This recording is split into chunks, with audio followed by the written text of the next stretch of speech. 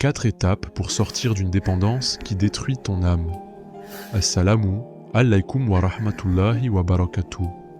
Mon frère, ma sœur, t'est-il déjà arrivé de dire « Cette fois, c'est terminé, je ne recommencerai plus jamais ».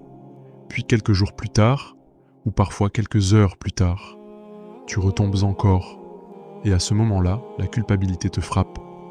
Tu baisses les yeux pendant la prière, tu te sens hypocrite, tu demandes pardon à Allah, mais au fond de toi, tu te demandes si tu changeras un jour. Si tu te reconnais dans ces mots, écoute attentivement.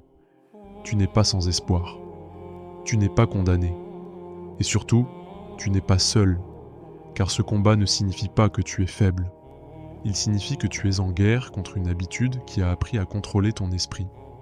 Aujourd'hui, je vais partager avec toi 4 étapes concrètes pour reprendre le contrôle de ta vie. Étape 1. Regarde la vérité en face. Ne minimise plus le problème. Pose-toi cette question. Si rien ne change aujourd'hui, à quoi ressemblera ma vie dans 5 ans ? Imagine une foi de plus en plus faible, une prière de plus en plus lourde, un cœur rempli de regrets, des promesses brisées encore et encore. Écris-le sur une feuille, noir sur blanc, car tant que la douleur du changement est inférieure à la douleur de rester ainsi, rien ne bougera. Le déclic commence quand tu acceptes de voir la réalité telle qu'elle est. Étape 2. Redirige ton énergie. La tentation est une énergie. Cette énergie peut te détruire ou te construire. Quand l'envie arrive, ne reste pas immobile. Bouge, fais du sport, lis le Coran, apprends une compétence, travaille sur tes objectifs. Construis quelque chose. Le prophète, que la paix et le salut d'Allah soient sur lui, a dit « Le croyant fort est meilleur et plus aimé d'Allah que le croyant faible. » La force physique, mentale et spirituelle se développe par l'action. Ne laisse pas ton énergie nourrir tes passions. Utilise-la pour nourrir ton avenir. Étape 3. Ne reste jamais seul. La plupart des rechutes commencent dans la solitude, seul avec ton téléphone, seul avec tes pensées, seul avec tes faiblesses. Et c'est exactement là que Shaitan attaque. Le prophète, que la paix et le salut d'Allah soient sur lui, nous a enseigné que le loup dévore la brebis isolée. Entoure-toi de personnes qui te rapprochent d'Allah. Trouve un frère ou une sœur de confiance.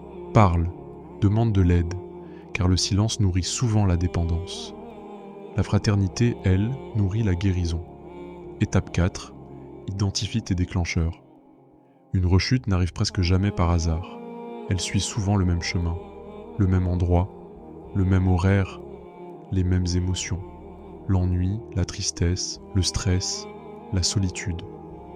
Commence à noter chaque rechute. Que s'est-il passé juste avant ? Que ressentais-tu ?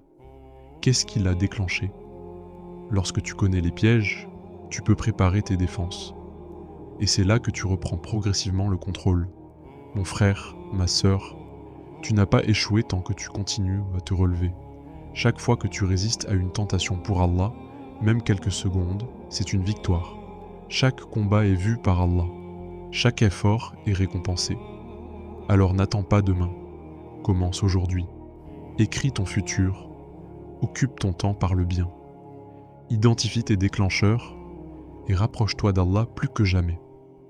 Qu'Allah nous pardonne, purifie nos cœurs, renforce notre foi et nous accorde la victoire sur nos passions. Amen.